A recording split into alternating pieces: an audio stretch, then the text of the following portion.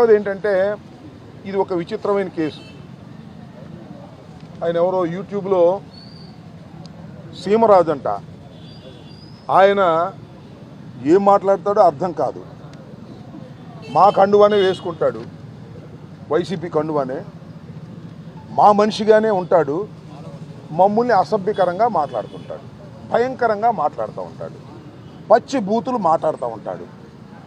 మళ్ళీ ఇవాళ నేను ఇది మాట్లాడాను కదా, మళ్ళీ రేపు యూట్యూబ్లో మళ్ళీ మాట్లాడతాడు ఆయన. ఇది జరుగుతూ ఉంది, దీని మీద మీరు యాక్షన్ తీసుకోండి అని చెప్పేందుకు నేను ఈ రోజున ప్రత్యేకంగా ఇవ్వటం జరిగింది. చూడండి ఒకసారి ఆయన పెట్టేటటువంటి యూట్యూబ్లో ఆయన మాట్లాడే మాటలకు ముందు ఆయన థంబ్ లైన్స్ ఏంటో ఒకసారి చూడండి.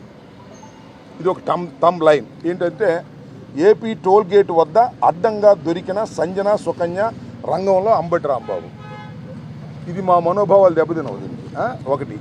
రెండు, ఒరే ఆంబోతు, మా పార్టీని మింగబెట్టడానికే కదరా నువ్వు ఉన్నది.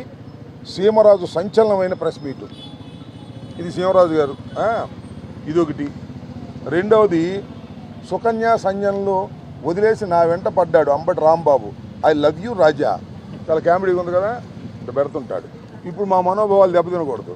కానీ చంద్రబాబు నాయుడు గారిని ఏమన్నా అన్నా, లోకేష్ గారిని ఏమన్నా అన్నా, వాళ్ళ మనోభావాలు మాత్రం దెబ్బతినిపోతాయి.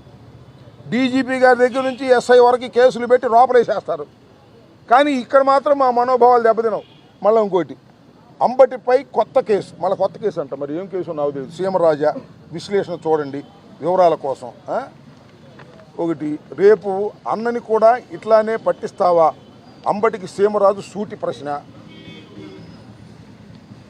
ఈ రకంగా ఒకటి కాదు రెండు కాదు, శాంపిల్స్ మాత్రమే మీకు నేను చూపించేటటువంటి ప్రయత్నం చేశాను. మరి ఎవరో ఈ సీమరాజు నాకు తెలీదు. నేను ఇంత ముందు కూడా ఒకసారి చెబితే సర్దుకుంటాడేమో అనుకున్నా, సర్దుకోకపోగా మరింతగా రెచ్చిపోతున్నాడు. రెచ్చిపోయి ఇష్టం వచ్చినట్టుగా మా మనోభావాలు దెబ్బతినే విధంగా చేస్తున్నాడు.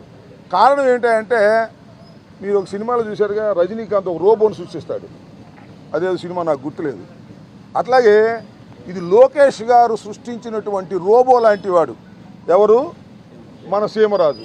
లోకేష్ గారు ఏం చెప్తే ఆయన మాట్లాడతాడు. లోకేష్ గారే దగ్గరుండి దీన్నంతా నడిపిస్తాడు.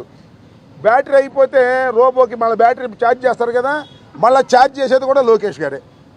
ఆయనే పెట్టుబడి అని ఒక పెద్ద స్టూడియో, దానిలో పెద్ద హంగామా తయారు చేసేందుకు కొంతమంది మనుషులు, ఒక పెద్ద ఇండస్ట్రీ లాగా పెట్టి లోకేష్ గారి సృష్టితో తయారైనటువంటి సీమరాజు రోజు విచ్చలవిడిగా మమ్మల్ని దూషించే కార్యక్రమం చేస్తున్నారు. చాలామంది అన్నారు, ఎందుకండి వదిలేండి సార్ ఆ సీమరాజుని, అతను అట్టాగే మాట్లాడతాడు, మీ దాన్ని పట్టించుకోమాకండి, అనవసరంగా అతనికి ఎక్కువ ప్రిఫరెన్స్ ఇస్తున్నారేమో అన్నారు. కాదు, నేను మనవి చేస్తున్నాను. ఆ సీమరాజు అనే వ్యక్తి లోకేష్ ఆదేశాల మేరకు పనిచేస్తున్నాడు కాబట్టి ఇవాళ మొదటి కంప్లైంట్ నేను ఇవ్వడం జరిగింది. చట్ట ప్రకారంగా వదిలే ప్రశ్నే లేదు, ఎంత దూరమైనా వెళ్తామని ఈ సందర్భంగా నేను మనవి చేస్తున్నా. పోలీసు వారు దీని మీద కేసు రిజిస్టర్ చేసి తన మీద యాక్షన్ తీసుకుంటారా, తీసుకోకపోతే అర్థం ఏంటో తెలుసా? వారే దీన్ని ప్రోత్సహిస్తున్నారని కూడా అర్థం కావాల్సి ఉంటుంది ప్రజలకి. ఈ విధంగా జగన్మోహన్ రెడ్డి గారి మీద, ఇది నా మీద పెట్టినే చూపించా, ఇంకా జగన్మోహన్ రెడ్డి గారి మీద, భారతి గారి మీద ఎంత భయంకరంగా ఆయన వీడియోలు పెడతాడో మీరు ఒక్కసారి యూట్యూబ్లోకి వెళ్ళి కొట్టి చూస్తే అర్థమవుతుంది. ఇదంతా వెనకుండి నడిపిస్తున్నటువంటి వ్యక్తి లోకేష్ గారు. నేను మనవి చేస్తున్నా, ఆ సీమరాజు మీద యాక్షన్ తీసుకునేంత వరకు ఇవాళ మొదటి కంప్లైంట్ ఇక్కడ ఇచ్చాం. ఇది సుదీర్ఘకాలమైనటువంటి పోరాటం చేస్తాం, కోర్టుకు వెళ్తాం. వీరు యాక్షన్ తీసుకుంటే యాక్షన్ తీసుకోకపోతే నెక్స్ట్ కోర్టుకు వెళ్తాం. 14 రోజుల తర్వాత మాకు చట్ట ప్రకారంగా కోర్టుకు వెళ్ళి ప్రైవేట్ కంప్లైంట్ పడేసే అవకాశం ఉంటుంది.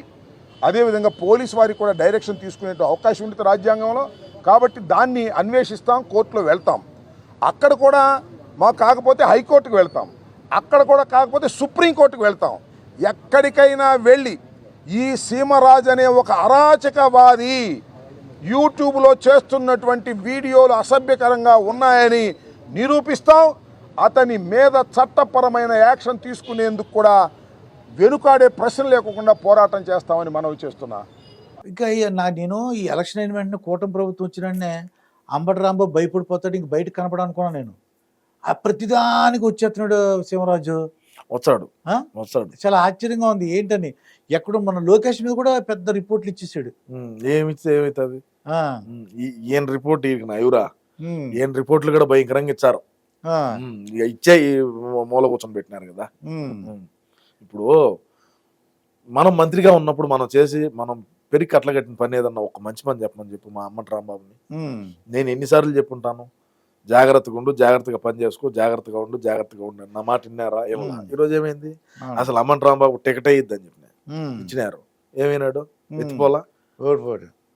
కానీ ఇది అంత ధైర్యంగా వచ్చేసి మాట్లాడుతున్నాడు. అదే ఆశ్చర్యంగా ఉంది. ఏదోటి మాట్లాడుతుంటాడు. తీర్చారు బయటికి అన్ని. నాకు తెలిసి ఈ కూటమి ప్రభుత్వం మా ప్రభుత్వం కానీ అధికారంలో కానీ ఉంటే ఉమ్, చట్టానికి మేమేం భయపడే వాళ్ళం కాదు. మా వైసీపీ పార్టీలో ఉండేటువంటి వాళ్ళు ఉమ్, రాజారెడ్డి రాజ్యాంగం అమలు చేసి గతంలో ఎవడైతే మా పార్టీని విమర్శించి మా పార్టీకి వ్యతిరేకంగా మాట్లాడి మా పార్టీకి ఉమ్, వ్యతిరేకంగా పోస్టులు పెట్టి ఉంటాడో అవును. వాళ్ళందరినీ సిఐడి కేసులు పెట్టి లోపల మొత్తుంది ఇప్పటికే.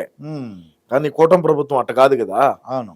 చట్టము న్యాయం అంటారు వీళ్ళు. వీళ్ళు అవును. మాదట్టు ఉండదు. ఉమ్, మాదంతా రాజారెడ్డి రాజ్యాంగం, వీళ్ళది భారత రాజ్యాంగం. ఉమ్. అది కథ.